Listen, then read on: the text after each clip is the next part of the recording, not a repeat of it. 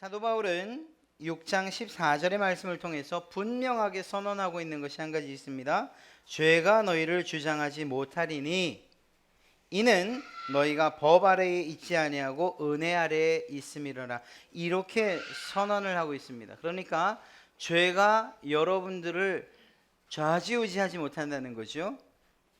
죄가 우리를 죽음의 길로 혹은 지옥으로 끌고 갈 수 없는 그런 삶의 근본적인 변화를 우리가 이미 받은 사람들이라는 것을 사도 바울이 6장에서 선언을 했습니다. 그런데 그럼에도 불구하고 오늘 7장의 말씀을 읽다 보니까 여전히 우리가 죄 가운데 있다고 이야기를 하고, 그렇게 말하고 분명하게 선언했던 사도 바울이 자기의 이야기를 뒤집는 것 같은 이런 상황들, 이 상황을 이 7장에서 우리는 맞이하게 되는 거죠. 이거 도대체 어떻게 이 말씀을 우리는 받아들여야 하는가? 사도 바울의 주장과 논지는 결코 흔들림이 없습니다.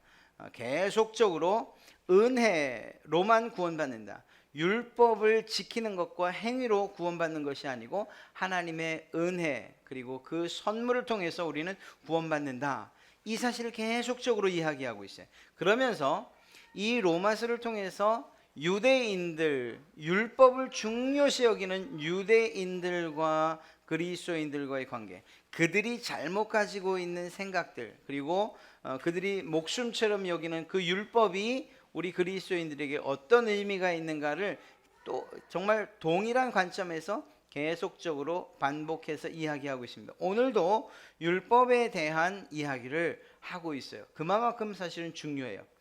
우리는 이렇게 생각하지, 아니 우린 유대인들도 아닌데 우리가 뭐 율법을 지키는 것도 아니고 또 지키라고 말하는 것도 아니고 그저 껏 알고 있는 거야, 십계명 그 정도고, 성경에 나오는 그러한 법들, 사회적인 도덕과 윤리적인 법 그 정도 수준의 것 아닌가, 이렇게 얘기를 합니다. 그렇게 생각할 수 있어요. 우리가 율법과 관계없다고 믿으십니까? 그렇지 않다는 거예요. 우리도 하나님의 백성이 되었다면 하나님께서 이스라엘 백성들에게 명령하신 그 법이 우리에게도 적용되어지는 거죠. 다만 적용되어지는 관점이 다른 거예요. 이스라엘 백성들은 그 율법을 지켜 하나님의 백성이 된다, 그 법을 지켜 의에 이르게 된다라고 그렇게 생각을 하는 거죠. 그리고 그 율법을 받은 자신들을 특별한 존재로 여기고 있어요. 우리는 그 개념 자체가 틀린 거죠. 우리는 하나님의 백성이 됐으니 백성으로서 살아가야 할 당연한 의무가 이 법을 지키는 것이다, 이렇게 앞뒤가 우선순위가 바뀐 그러한 신앙을 우리는 사도 바울을 통해서 배웠고 또 그렇게 믿고 있는 것입니다. 그렇기 때문에 이 법이라고 하는 것이 필요 없는 것이 아니고 오히려 하나님의 백성과 하나님의 자녀가 된 우리에게 더더욱이 필요한 것이 율법이 되어지는 거예요. 왜냐하면 그리스도인의 혹은 하나님의 백성과 하나님의 자녀의 정체성을 드러내기 때문인 것이죠. 넌 도대체 무엇을 가지고 네가 믿는다고 이야기해? 넌 무엇을 한번 나타내 증명해봐라. 네가 그리스도인이라는 것을, 네가 하나님의 자녀, 하나님을 믿는다는 것, 백성이라는 걸 한번 나타내 보여. 이렇게 이야기할 때에 우리가 할 수 있는 것, 내가 하나님의 법을 지키고 있지 않느냐, 이렇게 이야기할 수 있는 거예요. 물론 우리가 어떤 자격으로 하나님의 백성이 됐냐라고 물을 때에는 예수 그리스도를 믿는 것, 이 믿음 외엔 다른 대답이 없죠. 그러나 우리의 삶을 통해서, 우리의 삶의 열매들을 통해서 내가 그리스도인이라는 것을 드러내면서 살아야 한다는 것을 이야기하는 것입니다. 자, 이런 가운데에서 이 율법과 그리고 죄의 관계를, 율법과 우리의 관계를 사도 바울이 한 비유를 통해서 이야기하고 있습니다. 부부가 있습니다. 그런데 이 여자가 지금 사는 남자가 마음에 들잖아요. 그리고 다른 남자가 나타났어요. 더 사랑하는. 사도 바울은 예를 들어도 이런 걸 들었는지 그런데 아주 정확하긴 해요. 이렇게 그런 마음이 들어서 이 여인이, 이 여자가, 이 아내가 다른 남자와 살고 싶은 거예요. 그 사람과 사랑하고 싶은 거예요. 그런데 지금 그 남편이 있는 상태에서 다른 남자를 만나면 어떻게 되죠? 이거는 죄가 된다고 이야기하고 있어요. 아니 실제 죄죠. 이 간음이에요. 그런데 이 지금 남편이 병에 걸렸는지 어떤 이유에서든지 교통사고 죽었어요. 그래서 법적으로 부부의 관계가 끝났어요. 그렇다면 이 사람은 예전 남편으로부터 어떤 것을 얻은 거죠? 자유로움을 얻은 거예요. 이제는 자기가 원하는 사람을 만날 수도 있고 또 데이트할 수도 있어요. 물론 도의적으로야 끝난 다음에 정말 죽은 다음에 며칠 지나지도 않아서 다른 남자 만난다고 하면 욕은 먹겠죠. 그러나 법적으로는 아무 문제가 없어요. 자, 이건 예입니다. 사도 바울이 든 예예요. 죄와 그리고 율법 그리고 우리의 관계가 그렇다는 거예요. 예수 그리스도의 관계가 그렇다는 거예요. 그런데 우리가 이 이야기를 하면서 종종 이렇게 얘기를 해요. 그렇구나. 예수님과 율법, 우리가 옛날에는 율법의 신부였는데 우리의 남편이 율법이었는데 이제는 율법이 죽고 우리가 예수님의 그래서 그 관계가 끝나고 예수님의 아내로 살아갈 수 있게 됐구나, 이렇게 생각을 해요. 근데 성경을 잘 읽어보면 그건 아니에요. 착각이에요. 율법이 죽은 게 아니고 내가 죽은 거예요. 사도 바울은 그 사실을 이야기하고 있어요. 십자가에 예수 그리스도가 못 박히시는 그 사건, 그리고 그분이 나를 위해서 죽으셨다는 사실을 믿는 것을 통해서 죽는 것은 내가 죽는 거예요. 율법은 전혀 어떤 위치나 지위나 상태의 변화가 없어요. 그 율법은 하나님께서 주신 것이잖아요. 그러니까 죽는 것은 내가. 그래서 어찌됐거나 이러한 십자가에서 못 박히신 예수 그리스도, 나를 위해서 대신 죽으신 주님을 믿는 그 믿음을 통해서 죽는 존재가 생기는데 바로 내가 죽는 거죠. 내가. 그래서 예전에는 율법과 관계되어 있던 우리의 그 법적인 그 관계가 이젠 더 이상 유효하지 않은 거예요. 무효가 된 거예요. 그래서 이젠 더 이상 율법과는 관계가 없어진 거죠.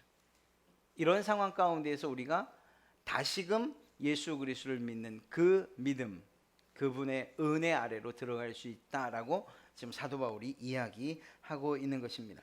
사도 바울이 이러한 이야기를 통해서 결국 성도들의 의무는 이 율법을 지켜서 구원받는 것이 아니고 그 율법에 대한 의무가 예수 그리스도를 믿는 그 믿음, 그 죽으심을 믿는, 즉 내가 죽는 것으로서 완전히 끝났다, 이렇게 얘기를 합니다.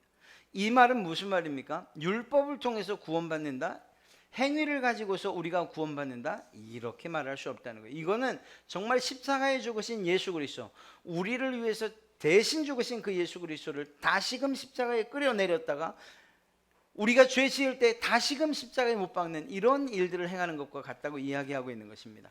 그렇습니다. 예수 그리스도를 믿는 그 믿음을 통해서 율법과의 관계가 정리된 것, 이것만큼은 분명하다는 것이죠. 그렇다면 이제 문제가 생기는 거야. 계속적으로 반복되는 이야기 같지만 그러면 도대체 율법이 우리에게 왜 주어졌느냐? 하나님의 법이 우리에게 무슨 소용이 있느냐? 그렇다면 율법에서 자유로워졌다면, 믿음을 가지고서 구원받는다면 이젠 이 성경 가운데서도 율법에 해당하는 부분, 이 하나님의 법에 대한 부분을 좀 떼놓고 나머지 부분을 우리가 공부하고 가르침 받아야 되지 않느냐, 이렇게 이야기할 수 있습니다. 사도 바울은 이 사실에 대해서 유대인 편의 입장에 있어서, 그리고 그들을 배려하는, 그 율법을 소중히 여기는 그들의 생각들을 무시하지 않고 오히려 더 정확한 율법의 용도를 설명하고 있습니다. 그것이 무엇인가 하면 7장 5절부터 6절 사이에 나오는 것이죠. 우리가 육신에 있을 때에는 율법으로 말미암는 죄의 정욕이 우리 지체 중에 역사에 우리로 사망을 위하여 열매를 맺게 하였더니 이제는 우리가 얽매였던 것에 대하여 죽었으므로 율법에서 벗어났으니 이러므로 우리가 영의 새로운 것으로 섬길 것이요 율법 조문에 묵은 것으로. 그 다음에 7절에 무슨 말합니까? 율법이 죄냐? 그럴 수 없느니라. 율법 자체가 죄가 아니라는 거예요. 오히려 그 율법으로 말미암아서 죄를 알았다고 이야기하죠. 그렇습니다. 율법의 가장 중요한 용도가 무엇이냐라고 한다면 그 율법을 통해서 내가 죄인이라는 사실을 깨달은 거예요. 어떤 죄의 법조문이 없다면, 법을 만들어 놓지 않았다면 이것이 죄고 이렇게 하면 죄가 아니고 이렇게 하면 죄고 이것은 죄가 아니고 하는 이런 기준을 만들어 놓지 않았다면 죄를 지었음에도 불구하고 죄 짓지 않은 것처럼 살아갈 것이라는 거죠. 하나님께서 분명하게 죄에 대한 정의를 내려놓으신 거예요. 그리고 우리의 삶에 있어서 죄가 무엇인지, 어떤 것이 죄인지, 어떤 행동과 어떤 말들이 죄인지에 대해서 분명히 밝혀놓으신 거죠. MRI가 뭔지 여러분 아시죠? 그게 도대체 뭔가 하면은 자기 공명장치라고 해서 이 커다란 자석으로 된 통 안에다가 사람을 집어넣는 거예요. 그리고 나서 그곳에다가 고주파를 작동시키죠. 그러면 그 고주파가 발생하면서 우리 몸 안에 있는 수소 원자 핵이 반응합니다. 그리고 나서 그것들이 그 상태가 신호로 오다가 그 신호가 영상으로 바뀌어서 내 몸이 어떤 상태인가를 살피는 거예요. 이 MRI죠.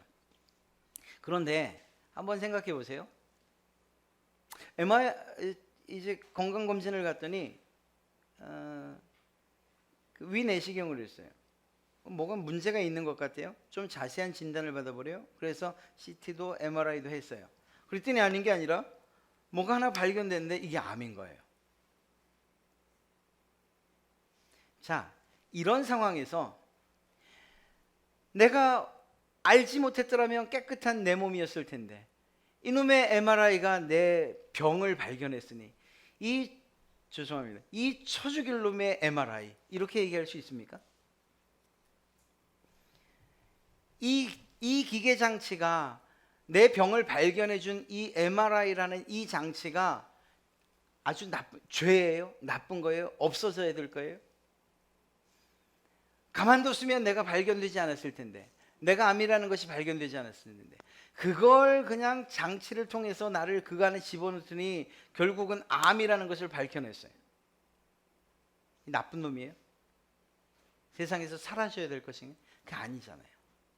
오히려 그 장치를 통해서 내 몸 상태를 더 정확하게 본 것이요. 그것은 그렇게 살피고 그리고 발견해낸 것은 목적이 무엇입니까? 살리기 위한 것이죠. 우리를 살리기 위한 것이에요. 그런 면에서 본다면 내 병을 발견해 준 그 기계 장치가 참 고마울 따름인 거지, 이 나쁜 놈의 기계 이것 때문에 내가 암은 원래부터 생겨 있었던 거죠. 발견을 한 거죠. 한번 잘 생각해 보세요. 율법이라는 것이 마치 이런 MRI 기계와 같다고 생각하면 틀릴까요? 우리는 원래 죄를 가지고 있던 사람이에요. 근본적으로 태어나면서부터 죄인이에요. 그런데 문제는 뭔가 하면 하나님께서 죄가 무엇이라고 우리에게 말씀하지 않는 이상 우리는 어떤 일들을 하면서 죄인 줄 모르는 거예요. 그저 우리가 아는 죄의 의식은 대부분 사회에서 정하고 있는 규범과 법들일 뿐이에요. 그것도 대한민국의 한한법. 다른 나라에 가서는 통하지도 않을 법.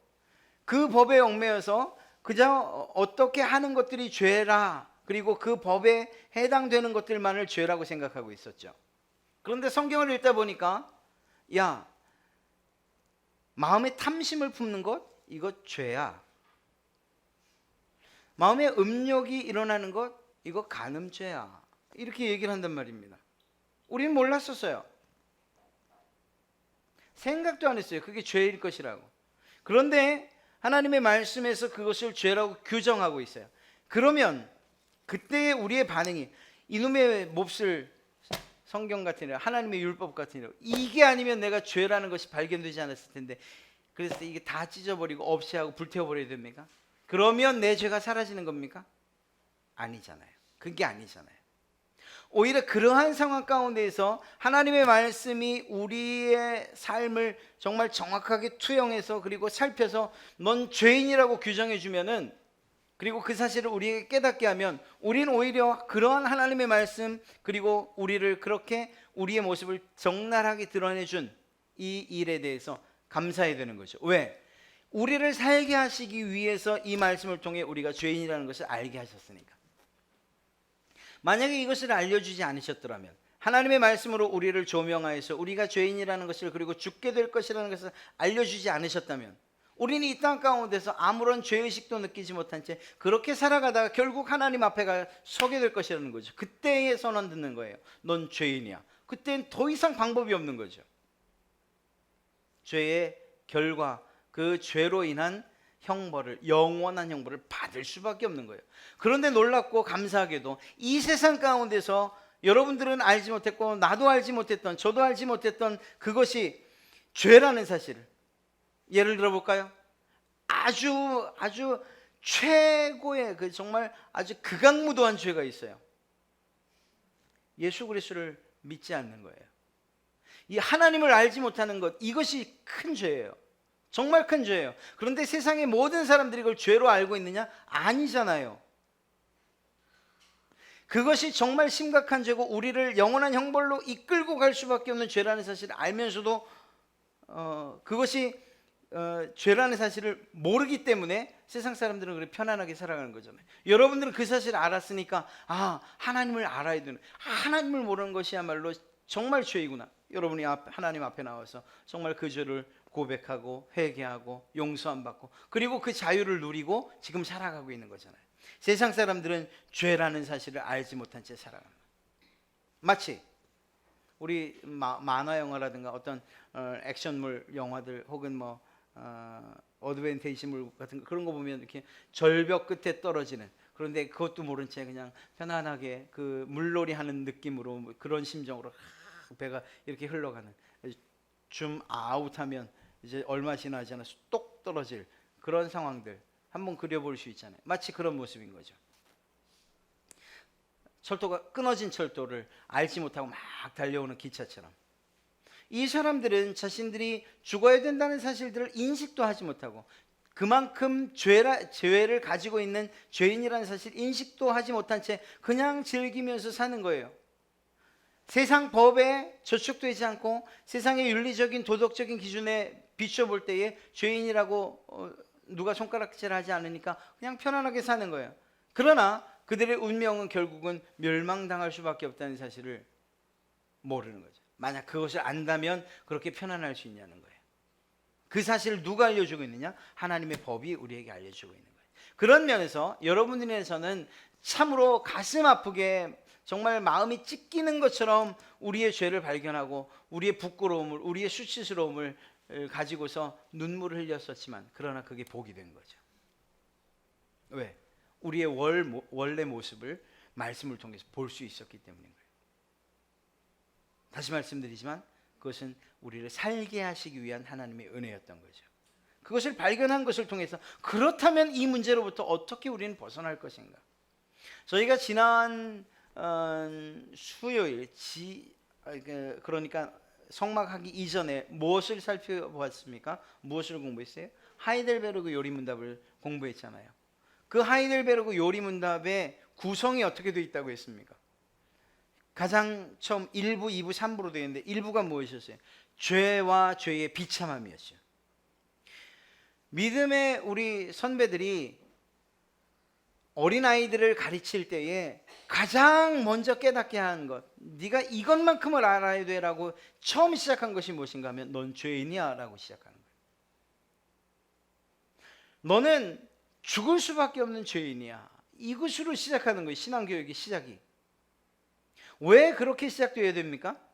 그게 아니면은 하나님의 은혜가 은혜인 줄도 알지 못하고 그 죽음으로부터 어떻게 벗어나야 되는지에 대한 갈망과 그리고 또한 소원함도 없기 때문인 거예요. 성경도 그것을 이야기하고요. 우리가 은혜로 진입하는 가장 처음에 있는 관문이 무엇인가 하면 우리가 죄인이라는 사실을 깨닫는 거예요. 만약에 이러한 죄인됨에 대한 깨달음이 없으면 그러면 우리는 하나님으로부터 오는 은혜의 그 풍성함을 누리지 못한다니까요. 예수님의 제자들이 베드로도 그렇고 예수님의 제자들 또 사도 바울도 그렇고 정말 예수님을 인격적으로 만났던 그들이 예수님을 딱 만났을 때의 처음 반응이 어떤 것이었습니까? 예수님께서 제자들을 부르셨어요. 사람을 낚는 어부가 되라. 그 제자들을 부르실 때 감사합니다. 정말 감사합니다. 나 같은 것을 불러주셨네요. 참 감사합니다. 이렇게 나왔어요. 하나님께서 이사야를 부르실 때에, 예레미야를 부르실 때 그들의 반응이 어땠어요? 아이고, 나를 선지자로 쓰시니 정말 감사합니다. 사랑하는 성도 여러분, 정말 하나님의 은혜 앞에 선 자들의 첫 번째 반응은 그 주님 앞에 무릎을 꿇는 거였어요. 그리고 그 말은 무엇이었어요? 나는 죄인입니다. 나를 떠나 주십시오. 하나님의 그 영광스러움 앞에, 하나님의 그 거룩함 앞에 노출된 인간의 그 죄지은 인간의 모습은, 그 반응은 나를 떠나 주십시오. 나 죄인입니다. 난 하나님이 두렵습니다 라고 이야기하는, 이게 다르니까요. 그것으로부터 시작하는 거예요. 그러한 죄의 인식으로부터 우리가 우리의 삶을 시작할 때에, 우리의 신앙을 시작할 때에, 그때의 그 죄로부터의 해방, 또 그것으로부터 벗어나는 갈망이 생기기 시작하는 거예요. 소원이 생기기 시작하는 거예요. 그러면 이 죄로부터 어떻게 벗어날 수 있는가? 이 죄로부터 어떻게 벗어날 수 있는가? 이 죄의 문제를 해결하고 어떻게 우리의 영혼의 자유를 누릴 수 있는가? 내가 지금 그냥 있다면, 그냥 있었다면 정말 영원한 지옥 형벌 가운데 빠질 수밖에 없는데, 그렇다면 어떻게 하면 내가 천국, 정말 하나님께서 우리를 위해서 마련해 주신 그 영원한 천국을 갈 수 있는가? 영육간의 구원을 받을 수 있는가? 이런 정말 심각한 질문이 죄의 인식으로부터 나온다는 거예요. 사랑하는 성도 여러분, 오전에도 말씀드렸던 것처럼 우리가 얼마나큼 많이 믿었는가, 우리가 어떤 직분을 가지고 있는가, 교회 안에서 어떤 일들을 하는가, 어떤 정말 그 중요한 책임을 가지고 있느냐, 이런 것들은 우리의 신앙에 있어서 특별히 도움이 되지 않아요. 더 중요한 것이 있다면, 그러한 모든 사람들의 기준으로 만들어진 모든 것들을 다 하나님 앞에 내려놓고, 하나님, 난 죄인입니다. 나 어떻게 하면 좋습니까? 라고 하는 이 질문이 중요한 거예요. 그것이 아니면은 우리는 하나님의 은혜를 진정으로 경험할 수도 없고, 우리에게 주어진 은혜에 대해서 감사할 수도 없는 거예요. 물에 빠진 사람 건져놓으면 보따리 내놓으라고 한다는, 자기는 무슨 생각을 갖고 있는 거예요? 그렇게 말하는 사람은, 아니, 당신이 날 구해주지 않았어도 난 내 힘으로 나왔을 거야 라고 생각하는 거죠. 설령 물이나 늪에 빠져서는 자기 혼자 힘으로 나오는지 몰라도 죄 가운데에서는 스스로 나올 수 있는 사람이 없다는 것을 우리는 알아야 됩니다. 그런 면에서 하나님께서 우리에게 구원의 길을 보여주셨고, 예수 그리스도를 통해서 우리를 그 죄로부터 구원해 주셨다는 이 사실을 여러분들이 감정적으로, 또 지식으로, 그리고 정말 그 모든 것들을 우리의 전인격적으로 충분히 느끼기 원하신다면, 그렇다면 내가 얼마만큼 큰 죄인이었는가에 대한 깊은 묵상과 깨달음이 있어야 돼요. 인식이 있어야 돼요. 이렇게 생각하면 정말 큰일인 거예요. 나 같은 사람이 예수 믿어야지. 나 정도 성실한 사람이 예수 믿어야지. 뉴스에 나오는 많은 교회에 대한 부조리들에 대해서 이야기, 예수 믿는 사람들이 저러지. 그러니까 예수 믿는 예수 믿는 일들도 정말 좀 걸러야 돼요. 뭐 이런 얘기들. 아니에요. 그렇지 않아요. 그것이 아니고 오히려 심각한 죄인입니다. 내 힘으로는 도저히 구원받을 수 없습니다 라는 것으로부터 우리가 시작돼야 되는 거예요. 그렇게 시작될 때에 그 죄의 문제를 어떻게 해결할까? 그러다 보니까, 그러면 법을 지키면, 하나님이 주신 법을 지키면 내가 구원받을 수 있을까? 의롭다함을 받을 수 있을까? 하나님께서 무엇이라고 해요? 아니다. 삐. 그것으로는 구원받을 수 없다. 그러면 어떻게 됩니까? 그러다가 예수 그리스도를 발견하는 거죠. 오직 주님만이 나의 구원자이십니다. 그분을 믿는 것만으로, 내 행위가 아니라, 내 노력이 아니라 예수 그리스도를 믿는 그 믿음으로 내가 구원받습니다 라는 그 사실을 깨닫게 되는 거예요. 그때 비로소 율법을 주신 참된 목적을 우리가 알게 되는 거예요. 내가 죄인이라는 사실을 깨닫게 하시기 위해서 이 율법을 내게 주셨구나. 사랑하는 성도 여러분, 여러분에게 율법을 주신 목적이 바로 그것이라는 거예요. 그 율법 앞에 서면 우리의 죄의 본성이, 그 악함이 다 드러나게 돼 있어요. 하나님의 법은 선하시잖아요. 하나님의 법은 완전하시잖아요. 그 완전함 앞에 우리의 부족함이 드러나니 우리의 죄됨을 발견하게 되는 거죠. 율법의 목적이 바로 그런 목적이에요. 율법을 지켜서 구원받도록 우리에게 주신 것은 결코 아니라는 것입니다. 이러한 사실들은 사도 바울은 끊임없이 이야기를 하고 있어요. 그런데 그러면서도 하는 이야기가 지금 무엇인가 하면 이 사실을 알고 하나님의 구원과 그 구원의 계획 가운데에 우리가 포함되어 있고, 그리고 그 구원받은 그 사실들에 대해서 감격하면서 살고 있는 우리가 여전히 우리의 마음 가운데에서 싸움이 일어나고 있다는 사실을 사도 바울이 이야기하고 있는 것입니다. 그것을 무엇이라고 오늘 표현하고 있습니까? 우리 가운데 내 지체 속에 있는 다른 한 법이 내 마음의 법과 싸운다라는 것으로 표현하고 있습니다. 정말 안타까운 거예요. 이건 뭐 여러분들 이야기가 아니고 제 이야기이기도 해요. 예수 그리스도를 믿잖아요. 예? 여러분도 믿고 저도 믿잖아요. 예수님을 믿고 구원을 받았어요. 구원받았다는 사실에 대해서 의심하지 않아요. 아마 그건 여러분들도 마찬가지일 거예요.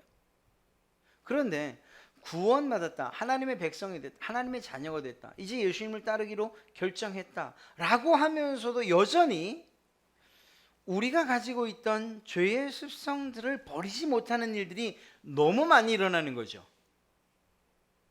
이 문제를 어떻게 해결할 것이냐는 거예요. 우리 첫째로 우리가 할 수 있는 일은 우리의 의지를 가지고서, 우리의 계획을 가지고서 내가 죄짓지 않아 버리라 하고 다짐하는 거예요. 그리고 그 죄를 의도적으로 멀리하고, 그리고 그걸 지어보지 않으려고 그렇게 노력해요. 이게 사실은 한계가 있고, 어느 순간만 되면 그냥 불일듯 우리의 죄의 속성들이 나오는 것, 이 부분을 어떻게 하겠냐는 거예요. 그래서 어떤 분은 이걸 죄의 중독이라고 그렇게 이야기를 합니다. 마약 혹은 담배 혹은 술, 이 알코올 중독, 이 중독의 증상들이 어떻습니까? 그것을 끊으면, 그러면 바로 금단 현상이 일어나기 시작하죠. 그냥 들은 이야기대로 하려니까 좀 정확치는 않아요. 손을 떤다든가 가슴이 두근두근 한다든가, 아니면 정말 정신이 막 혼미해진다든가, 그런 증상들을 이야기를 해요. 육체적인 어떤 고통들이 있는 거죠. 복통이라든가 불면증, 구토, 정신적인 충격, 이런 것들이요. 이런 것들이 보통 2, 3일 이상 간다고 합니다. 2, 3일 이후부터 이제 나타나기 시작한다고 합니다. 그리고 나서 그것이 절정에 이르고 한 일주일 정도 가면 이제 사그러들기 시작한다는 거죠. 자, 그렇다고 쳐요. 그리고 시간이 지났어요. 2달이든 3달이 지났어요. 자, 그래서 그것으로부터 이제 모두 자유롭게 되었다.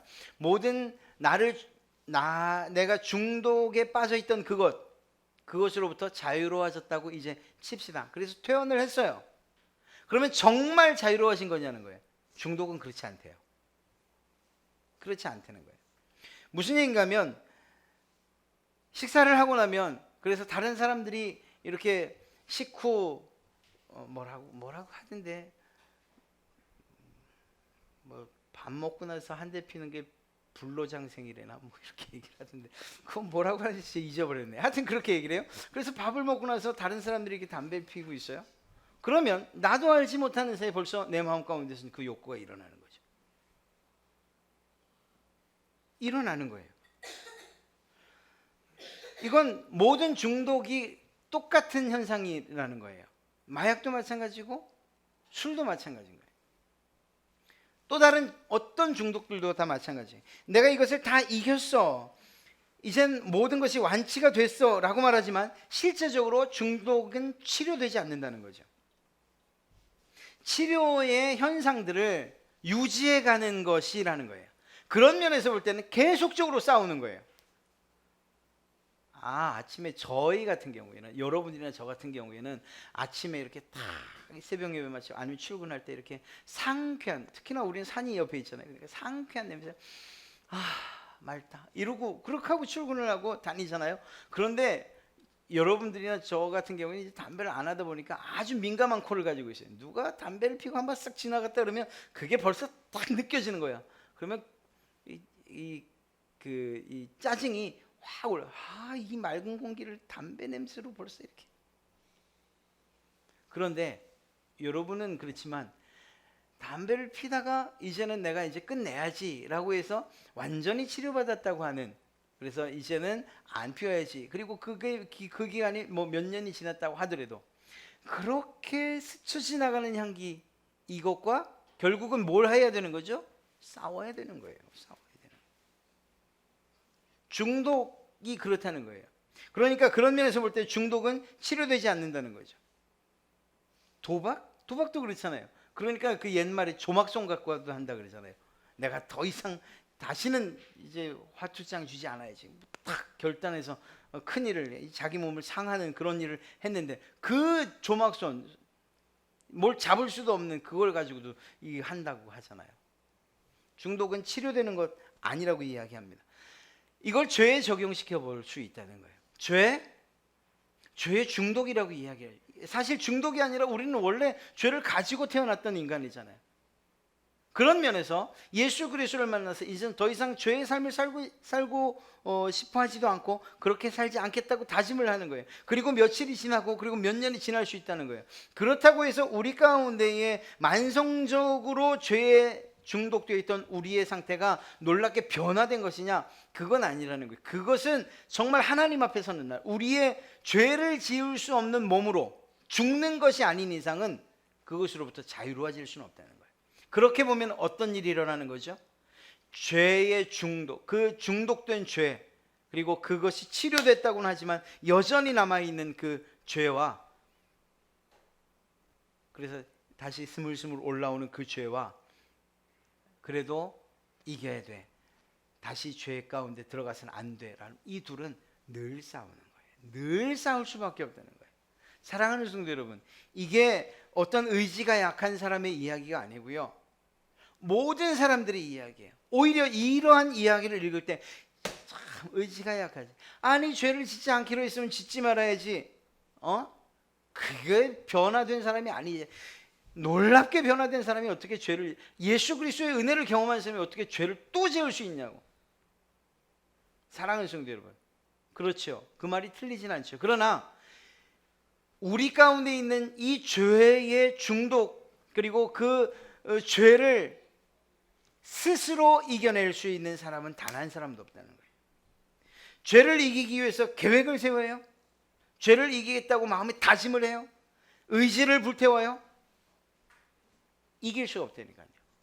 사랑하는 성도 여러분, 그런 면에서 우리는 이러한 죄와 날마다 싸우는 거예요.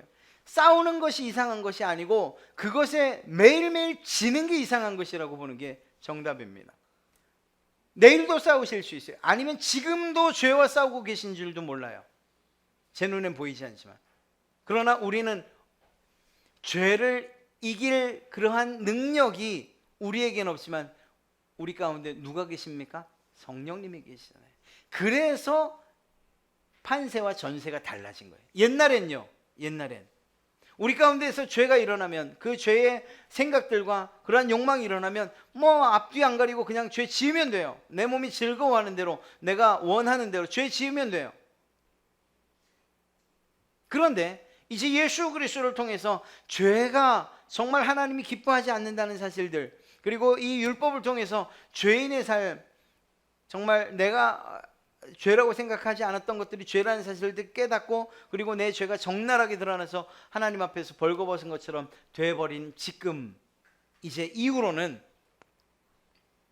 우리 가운데 죄가 일어나 예전과 똑같은 상황이 벌어진다 하더라도 그냥 속수무책으로 아무런 생각 없이 한번 저항도 해보지 못한 채 죄의 결과들, 죄의 열매들을 맺지는 않는다는 거예요. 이제는 싸워요. 누구 때문에? 우리 가운데 계신 성령님 때문에. 성령님이 그것을 그냥 두지 않아요. 싸우시는 거예요. 사랑하는 성도 여러분, 이러한 싸움은 주님께서 우리를 부르시는 날까지 계속되어진다는 사실이에요. 어떻게 하시겠어요? 날마다 그 죄의 그 영적인 전투 가운데 져서 옛날과 변함없는 그런 삶을 사시겠습니까? 아니면 우리 가운데 계신 그 성령님을 의지해서 그분의 능력을 의지해서 한 번쯤 죄를 이기고 또 두 번쯤 죄를 이기고, 그러나 교만함 없이 야 이거 두세 번 이겼으니까 이제는 이 죄가 나를 더 이상 힘들게 하지 않겠지, 방심하지 않고 늘 경각심을 가지고 하나님께서 기뻐하시는 그러한 삶을 살겠습니까? 물론 더 정확하게는 우리가 다음 주 8장을 살피면서 분명하게 알게 될 거예요. 다음 주는 우리가 찬양 집회가 있어서 아니군요. 다 다음 주.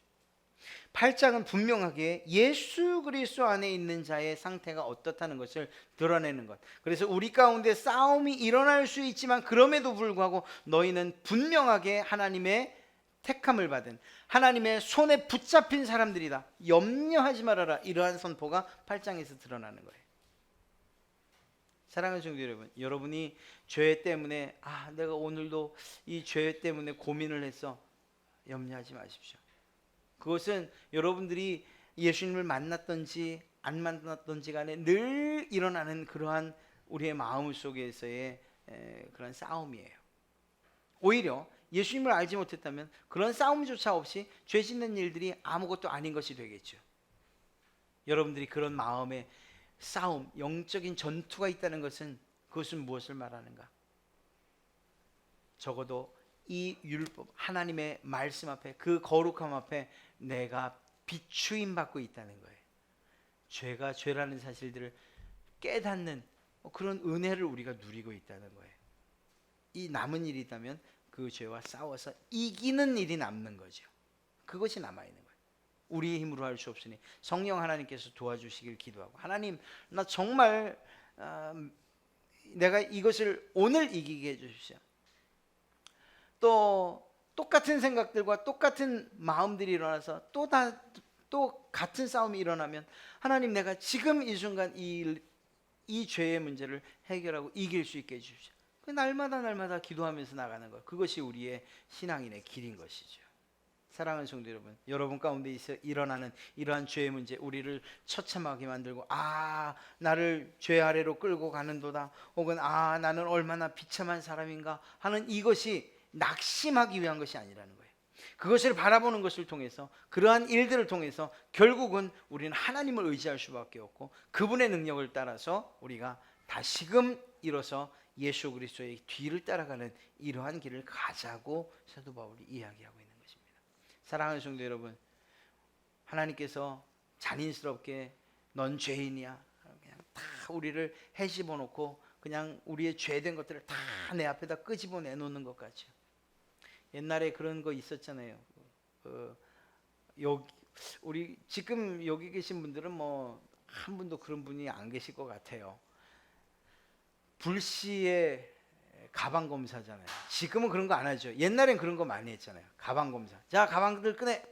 자, 다 소지품 다 내놔. 자, 손톱 검사도 있잖아요. 그때는요. 손톱. 그러면 우리 얼마나 아픈지 아세요? 30cm 자를 날로 세워갖고 때려요. 손톱에 때 좀 봐라. 얼마나 아픈지. 그럼 나도 숨기고 싶은데 그거마저 그 소리를 내면서 그렇게 때리면 어떡해.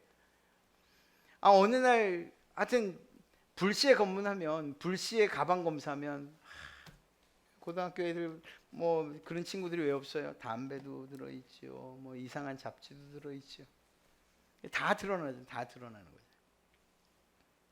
하나님 앞에 가서 하나님의 말씀 앞에, 하나님 그 앞에, 그분의 앞에서 우리를 다 드러낸다고 할 때 하나님이 너 이것도 죄지, 너 이것도 죄지, 넌 어쩔 수가 없다, 넌 도대체 왜 그 모양 그 꼴이냐 그러면서 우리 앞에 이렇게 죄를 다 내놓으십니까?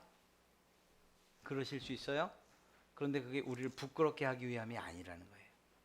죄인됨을 알고 그것들을 버리고 결국 살게 하시기 위함이라는 것. 날마다 그런 싸움들이 일어나지만 그것에서 패배하기를 원하고, 그래서 넌 여전히 역시 어쩔 수 없구나, 이것을 우리에게 각인시키고 패배감을 주기 위해서가 아니고, 그러한 죄와 싸우는 가운데에서 하나님이 우리를 도우시고 그래서 이기는 것을 통해서 죄를 이기는 능력을 우리가 맛보게 하시기 위함이라는 거예요. 이것이 하나님의 은혜인 거죠. 사랑하는 성도 여러분, 다음 한 주간 살 때에도 우리 마음 가운데에서 여전한 싸움들, 이러한 영적인 투쟁들이 있을 수 있어요. 아니, 그리고 그게 정상이에요. 그러나 그곳에서 지는 것으로서 하나님, 나 또 졌습니다, 용서해 주십시오가 아니라 하나님, 오늘도 이겼습니다, 내일도 이기게 해주십시오. 이렇게 우리의 승리를 통해서 하나님께 영광과 감사와 찬송을 돌릴 수 있는 그런 여러분들의 삶이 됐으면 참 좋겠습니다. 다음 한 주간이 그렇게 승리하시는 그러한 여러분들이 되시기를 주님의 이름으로 축원합니다.